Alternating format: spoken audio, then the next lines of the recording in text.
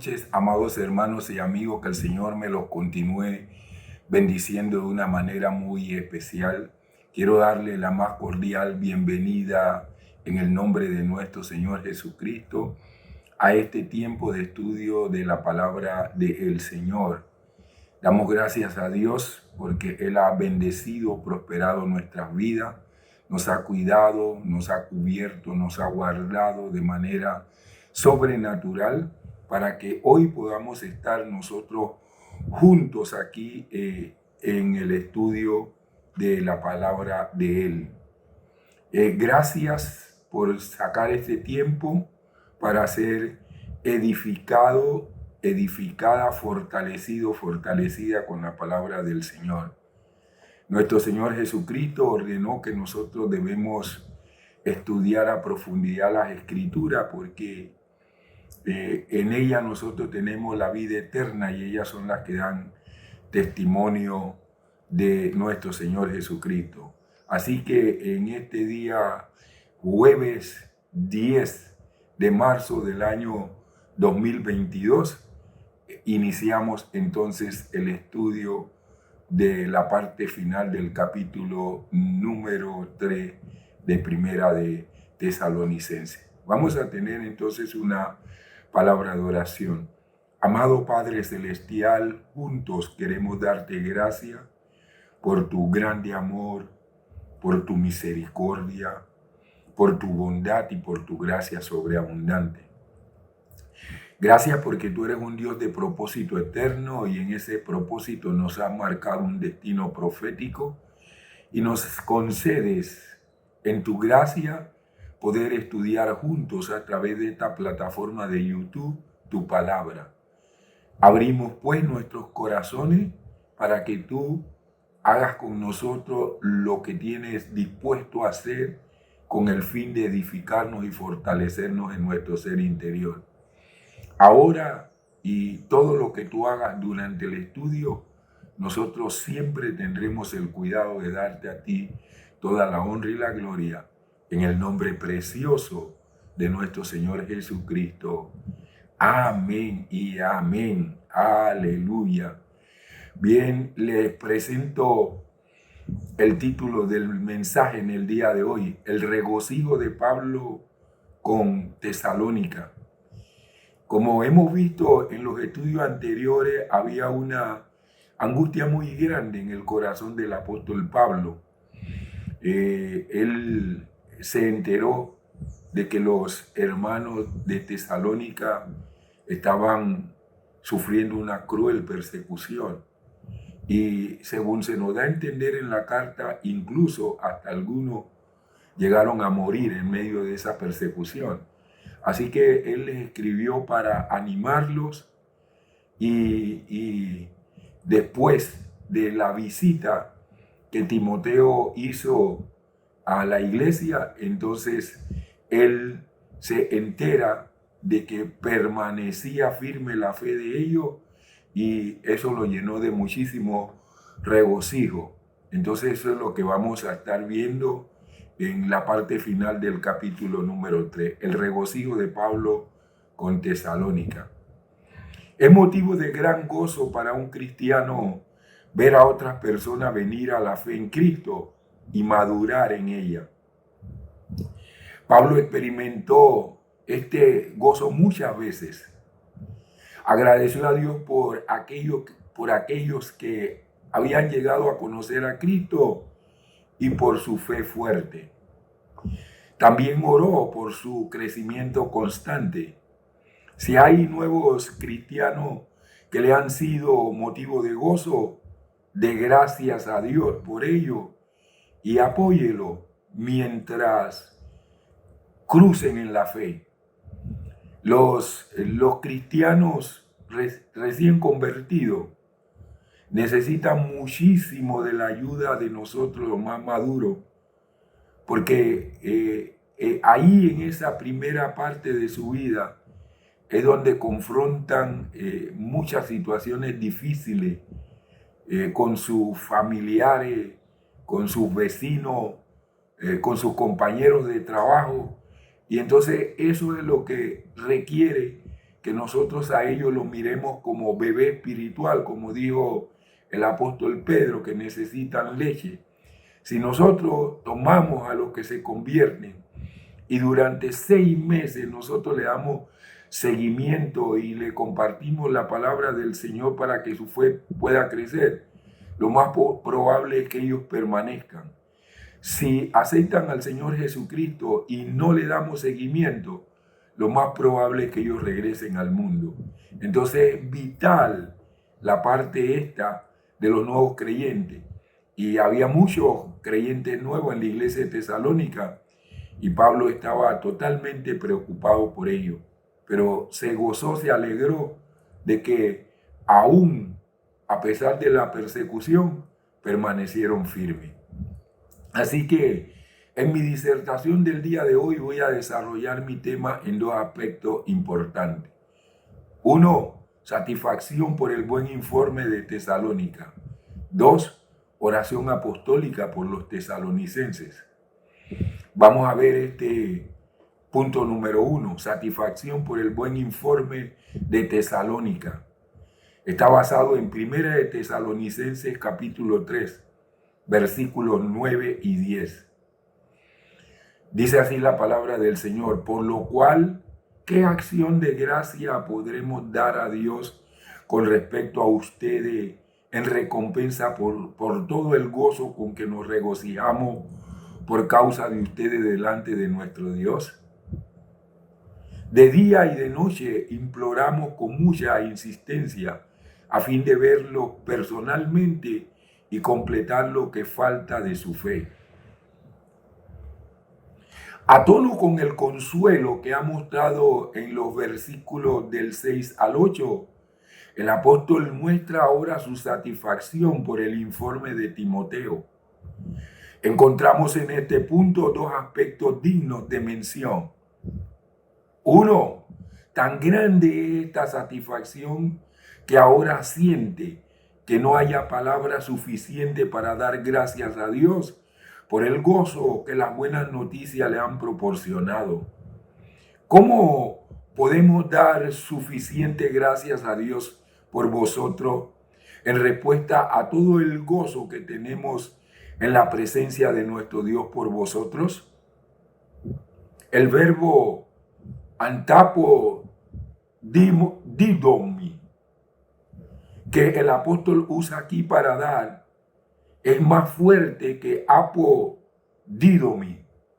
Y en las 7 veces que con esta sale en el Nuevo Testamento, por ejemplo, sale en Lucas 14:14 2 veces, en Romanos 11:35, en Romanos 12:19, en 2 de Tesalonicenses 1:6 y en Hebreos 10:30, que es una repetición de Romanos 12:10. Lleva la idea de retribución, ya sea en forma de bien o de mal.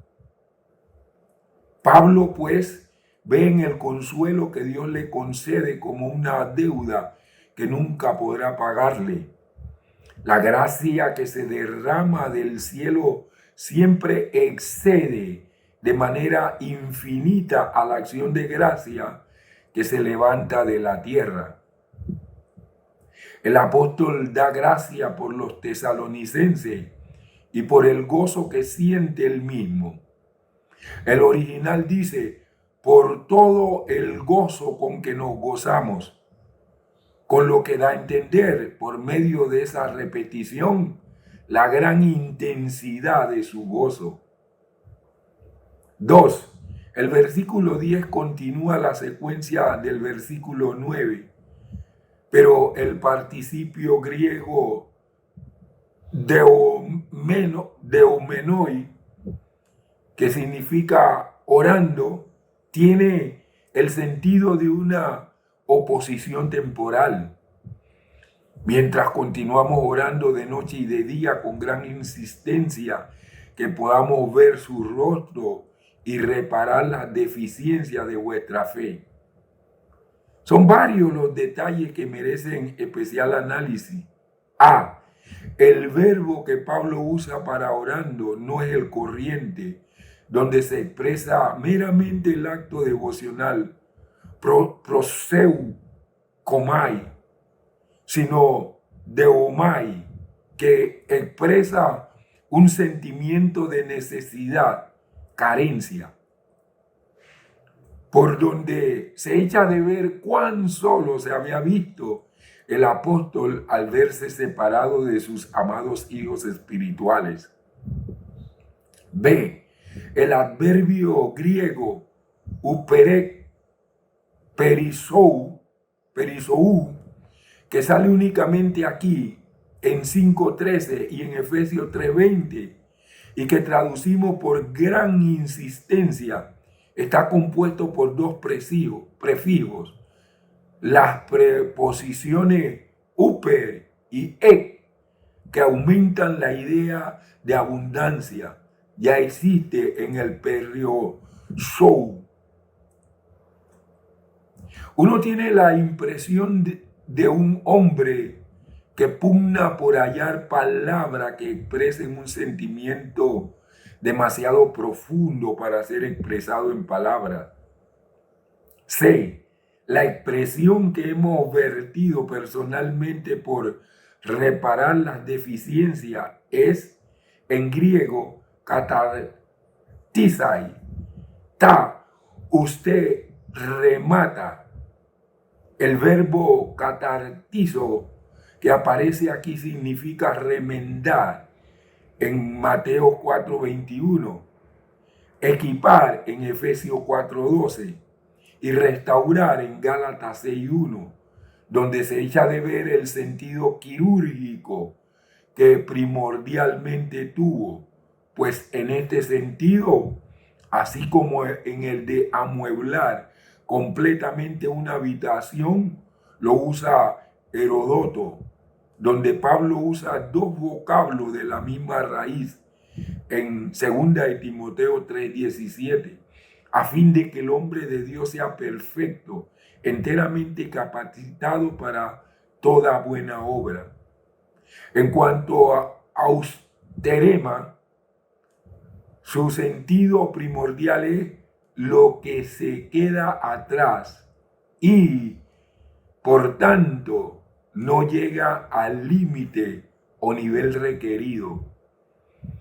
No se ha de pensar que en la construcción doctrinal que los tesalonicenses habían recibido se echase en falta algún punto fundamental de la fe cristiana, sino simplemente el sentido de cosas incompletas que nuestra fe tiene hasta que hayamos llegado a la estación de término que ya vimos en Efesios 4:13.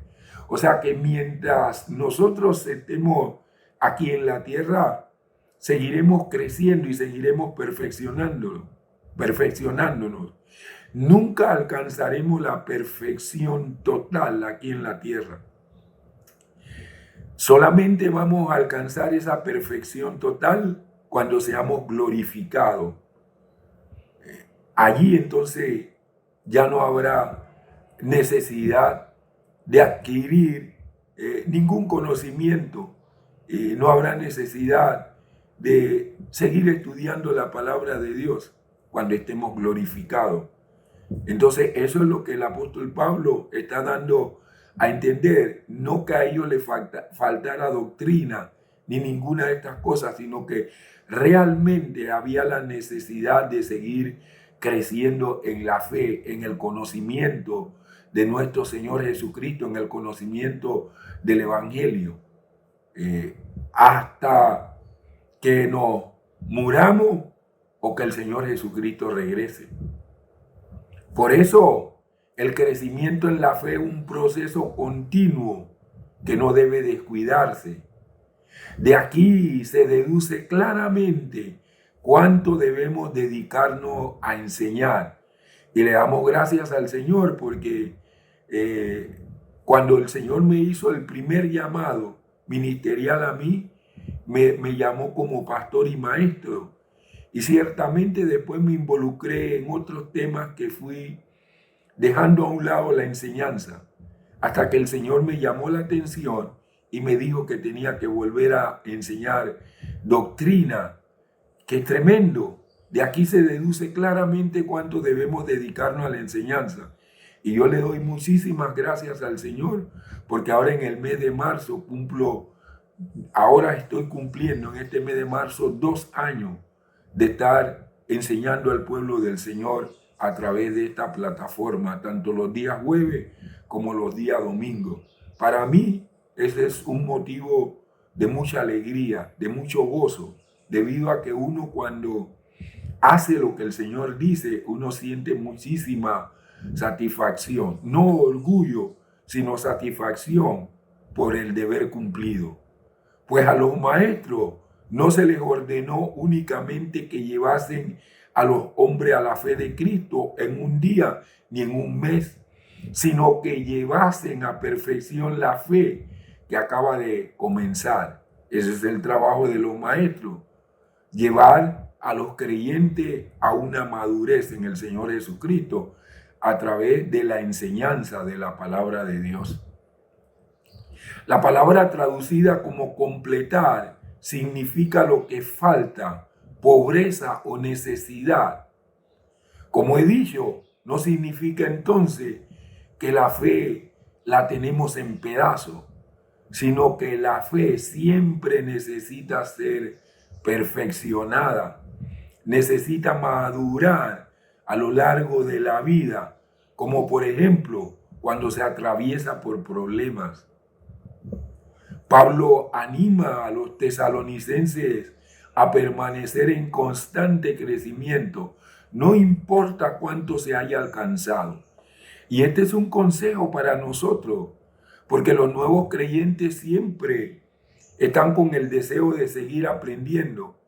Pero cuando Dios lo convierte en un ministro, en un predicador, en un maestro, uno tiende a pensar como que ya sabe todas las cosas. Y eso es nocivo. Es nocivo, ¿sabe por qué, mis amados hermanos y hermanos, hijos e hijas? Porque nosotros debemos permanecer en constante crecimiento, no importa cuánto se haya alcanzado. ¿Sabe qué pasa cuando uno piensa que ya todo lo ha alcanzado? Uno escucha a los demás predicadores, escucha a los demás maestros y uno siente como que no le importa ese mensaje que está oyendo. Mientras que cuando uno permanece con el deseo de constante crecimiento, uno saca verdades de cada predicación y saca verdades de cada enseñanza. La palabra de Dios dice que nosotros debemos reflexionar y que nosotros debemos discernir todo lo que se predica y tomar lo bueno y desechar lo malo. Pero en todos los mensajes que se comparten hay cosas buenas que si nosotros le prestamos atención nos ayudarán, nos edificarán y nos fortalecerán. Entonces, mire esto, Pablo anima a los tesalonicenses a permanecer en constante crecimiento, no importa cuánto se haya alcanzado. Mire lo que dice el capítulo 4, el versículo 1. Por lo demás, hermanos, les rogamos y exhortamos en el Señor Jesús que conforme aprendieron de nosotros acerca de cómo les conviene andar y agradar a Dios, tal como están andando, así sigan progresando cada vez más. Pero mire lo que le dice el apóstol Pablo en el capítulo 5, versículo número 11. Dice, por lo cual, anímense los unos a los otros y edifíquense los unos a los otros, así como ya lo hacen. No es que no lo hacían, lo estaban haciendo, pero la exhortación del apóstol es a que continúen haciendo eso. Se requiere seguirlo haciendo. Vamos entonces al segundo punto, oración apostólica por los tesalonicenses. Primera de Tesalonicenses capítulo 3, versículos del 11 al 13. Dice así la palabra del Señor, que el mismo Dios y Padre nuestro, con nuestro Señor Jesús, nos abra camino hacia ustedes. El Señor los multiplique y los haga abundar en amor uno para con otro y para con todo, tal como nosotros para con ustedes, a fin de confirmar el corazón de ustedes irreprensible en santidad delante de Dios nuestro Padre en la venida de nuestro Señor Jesús con todos sus santos. Pablo quería volver a Tesalónica. No tenemos datos que nos permitan saber si pudo o no. Pero cuando estaba viajando a través de Asia, en su tercer viaje, se le unieron Aristarco y Segundo, que eran de Tesalónica, como dice Hechos 20, 4 y 5. Le acompañaron Sópater, hijo de Pirro, de Berea, los tesalonicenses Aristarco y Segundo. O sea, no sabemos dónde el apóstol Pablo lo recogió, si es que estuvo en Tesalónica o ellos se movilizaron para encontrarse con el apóstol Pablo en otro lugar. La cosa es que no tenemos datos seguros que nos digan si él regresó o no a Tesalónica. En estos versículos, el apóstol dirige a Dios una oración en la que son de notar, uno, el deseo de que el mismo Dios y Padre nuestro con nuestro Señor Jesús nos dirija nuestro camino hacia ustedes. Por su rara construcción, este versículo requiere un análisis especial. Lo primero que extraña es la estrecha unión con que Dios nuestro Padre con nuestro Señor Jesús aparecen como dos personas distintas con una misma eficacia para dar cumplimiento a la petición que hace aquí Pablo a favor de los tesalonicenses. No puede menos de recordarnos la frase del propio Jesús: yo y el Padre somos uno. Juan 10:30. B. La extrañeza sube de punto si nos percatamos de que el verbo kateutumnai está en singular, con lo que se destaca todavía más la unidad del Padre y de Jesús. Por cierto, el verbo está en modo muy poco usado en el griego común o koiné, y que se usa en fórmulas más solemnes. El significado preciso del verbo es enderezar o despejar, mejor que dirigir. C. Sin embargo, este versículo no es una excepción a la regla general de que las peticiones han de hacerse al Padre en el nombre de Jesús, ya que esta oración no está hecha en estilo directo, que sería: Padre nuestro, endereza el camino, así no oró Pablo, sino indirecto: mas el mismo Dios y Padre nuestro enderece el camino. Como no es en directo, no está hecha en el nombre del Señor Jesús, sino el Padre con el Señor Jesucristo. Es pues una forma de unir en una misma petición al Padre, término final de nuestra oración y de nuestra adoración, y al único mediador entre Dios y los hombres. Como dijo el Señor Jesucristo en su oración en el capítulo 17 de Juan: Padre, que te conozcan a ti, el único Dios verdadero, y a Jesucristo a quien tú enviaste.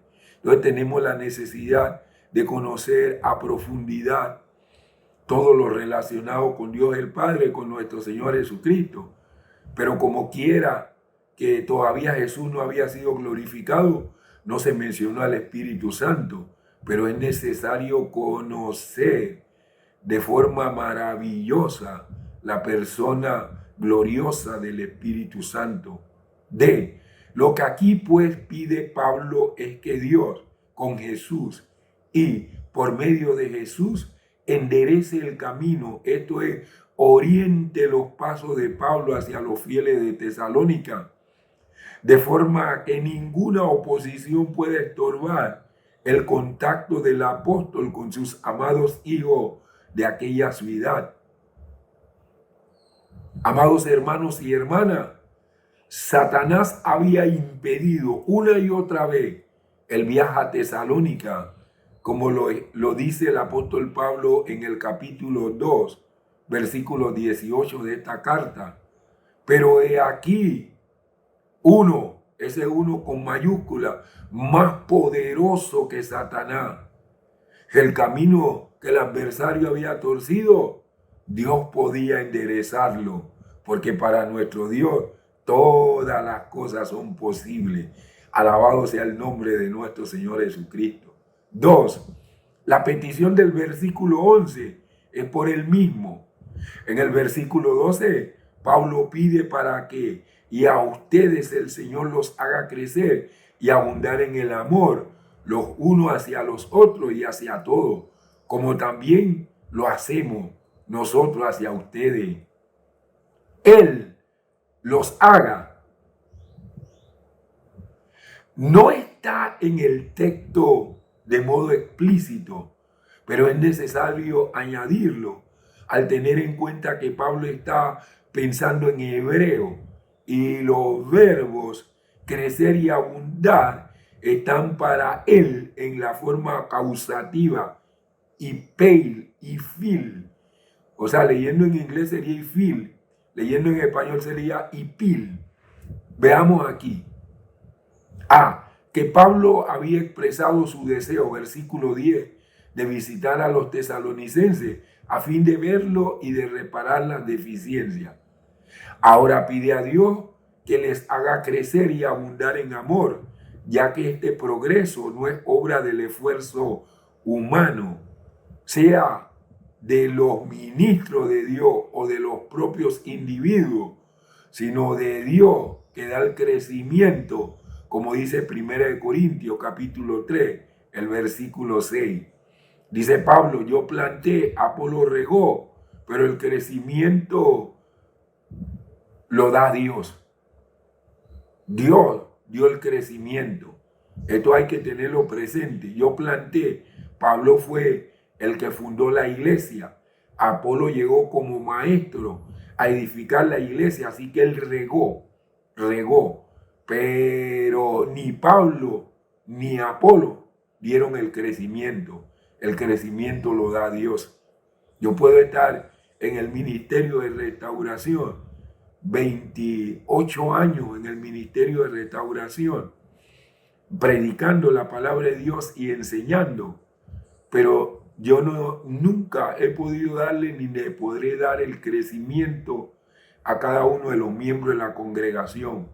Yo hago lo que tengo que hacer, predicar, enseñar, pero el crecimiento lo da Dios.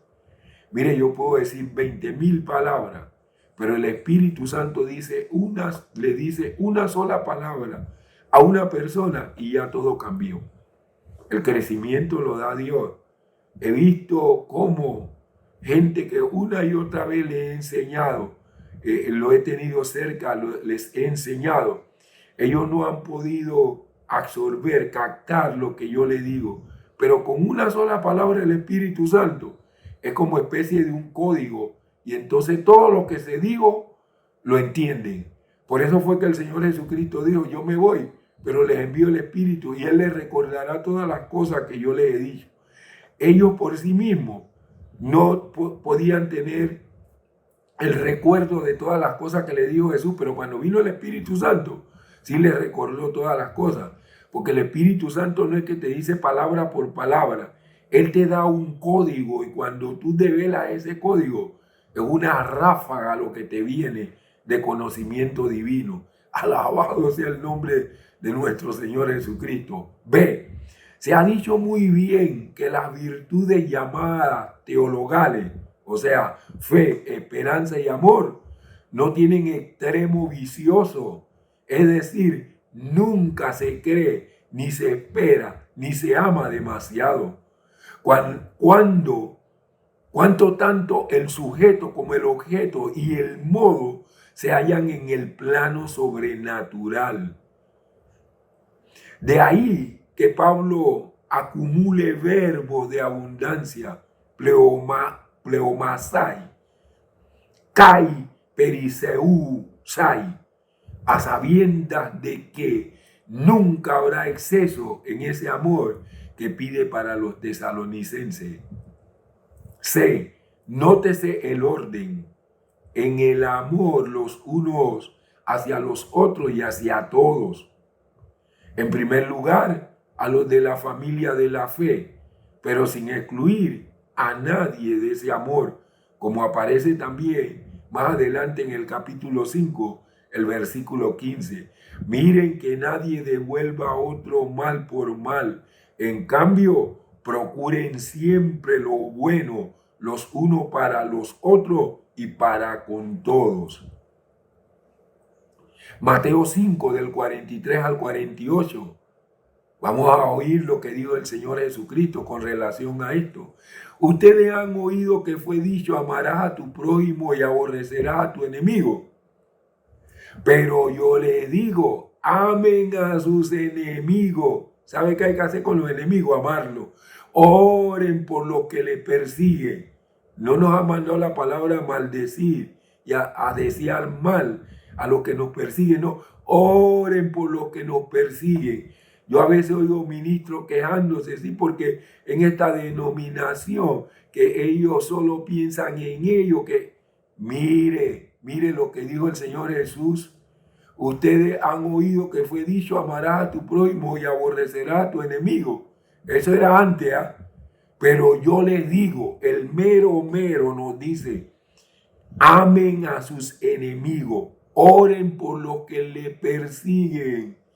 Mis amados ministros, hijos, hijas, hermanos, hermanas, usted quiere vivir en paz, usted quiere ser prosperado en todas las cosas por Dios, ame a sus enemigos y ore por los que le persiguen. Porque donde quiera que usted vaya, usted va a tener enemigos gratis y siempre va a haber gente que le persigue. Y si usted en un lado no puede soportar los que lo persiguen, en otro lado tampoco lo soportará.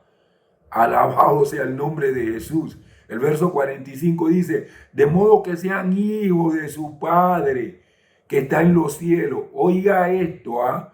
El Señor Jesucristo amaba a los enemigos de él. ¿Sabe qué?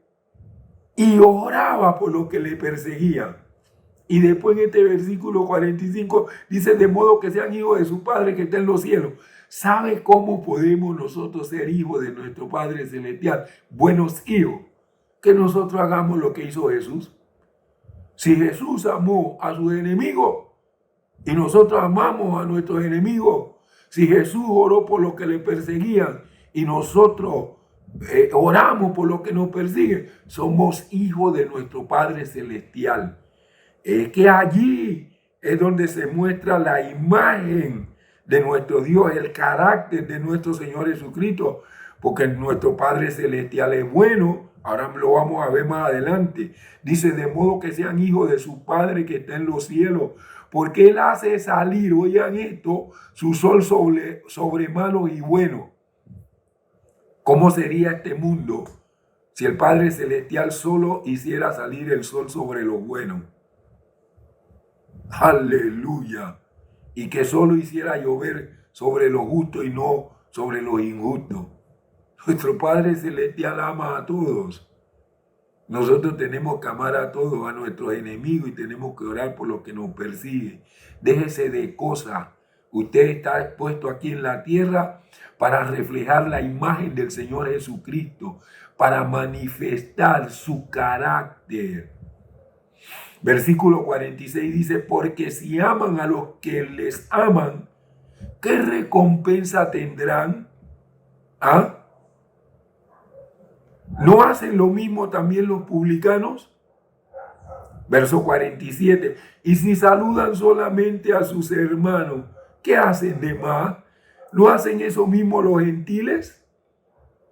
Entonces el Señor Jesucristo termina diciendo: sean pues ustedes perfectos, como su Padre que está en los cielos es perfecto. Y aquí no está hablando de error, aquí está hablando de madurez.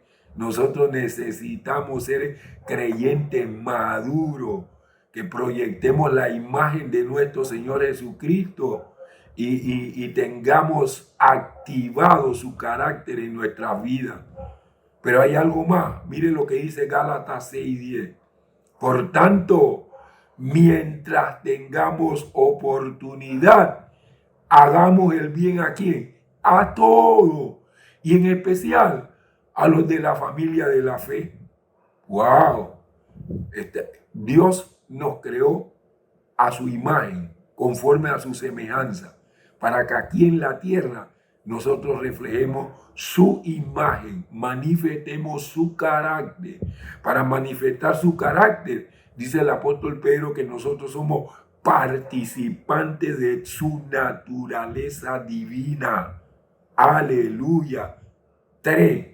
En el versículo 13 expresa el objeto por el cual desea que Dios les haga crecer y abundar en amor para con todos, en orden a consolidar, de nuevo el verbo esterizo que vimos en el versículo 2, sus corazones, en orden a consolidar, de nuevo, consolidar sus corazones, irreprensible. El adverbio se halla en 2:10, en santidad, el lado positivo de la santidad, en el sentido de dedicación a Dios, en la medida en que nos separamos de lo que es reprensible. Así, irreprensibles en santidad, debemos aparecer delante de nuestro Dios y Padre en la venida, o sea, parusia, presencia, como en 2:19, 4:15 y 5:23 de nuestro Señor Jesucristo, con, miren, el griego metá, proposición de compañía, en compañía de nuestro Señor Jesucristo. Alabado sea el nombre de Jesús, todo su santo, en compañía de todos sus santos. Dos breves observaciones acerca de este versículo 13. El apóstol se refiere a la segunda venida de Cristo, en la que debemos aparecer irreprensible. Miren, en cualquier momento va a venir el Señor Jesucristo.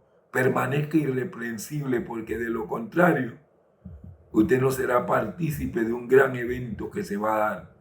No solo ante los hombres, como dice Filipenses 3:6, sino delante de Dios, que ve los corazones, a quien usted y yo no podemos engañar.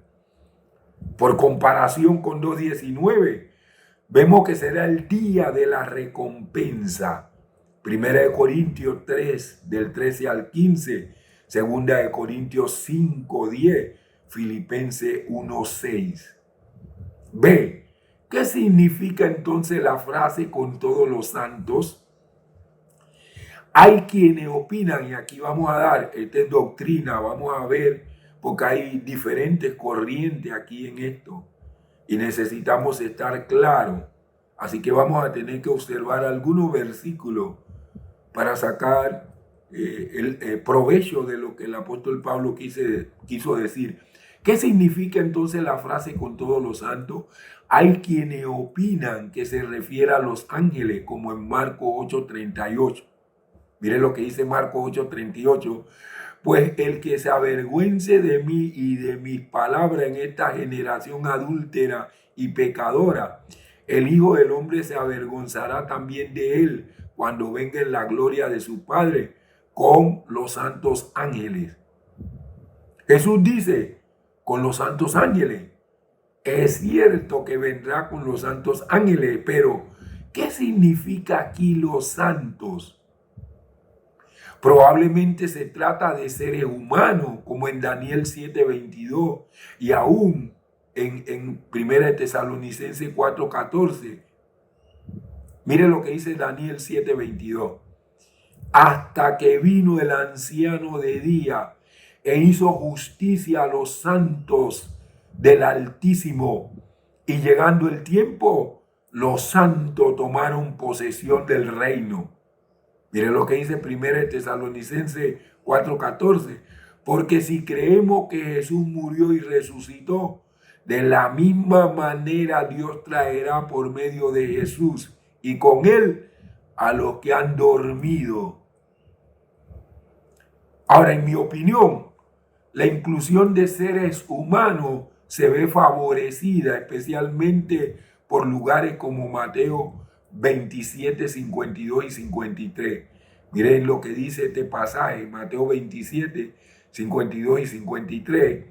Se abrieron los sepulcros y muchos cuerpos de hombres santos que habían muerto se levantaron y salidos de los sepulcros después de la resurrección de él, fueron a la santa ciudad y aparecieron a muchos.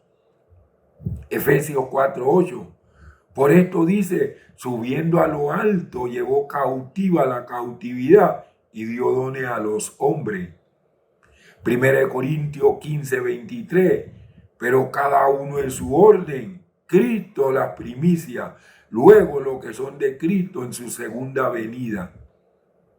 Por lo antes expuesto, mis amados hermanos y hermanas, hijos e hijas, en la venida de nuestro Señor Jesucristo con todos los santos, se refiere a la segunda venida de Cristo, cuando establecerá su reino eterno. Entonces, Cristo reunirá a todos los creyentes, los que hayan muerto y los que estén vivos, conformando una sola familia bajo su gobierno. Todos los creyentes de todas las épocas, incluyendo a estos tesalonicenses, estarán con Cristo en su reino. Si estamos llenos del amor de Dios, se derramará sobre otro. No es suficiente ser simplemente gentiles con otro. Debemos en forma persistente y activa mostrar nuestro amor hacia ellos. Nuestro amor debería crecer continuamente. Si su capacidad para amar permanece invariable por algún tiempo, pida a Dios que lo llene otra vez con su infinita provisión de amor. Y para terminar, luego busque oportunidades para expresar ese amor que Dios derrama en su corazón. Alabado sea el nombre de nuestro Señor Jesucristo. Vamos a tener una palabra de oración.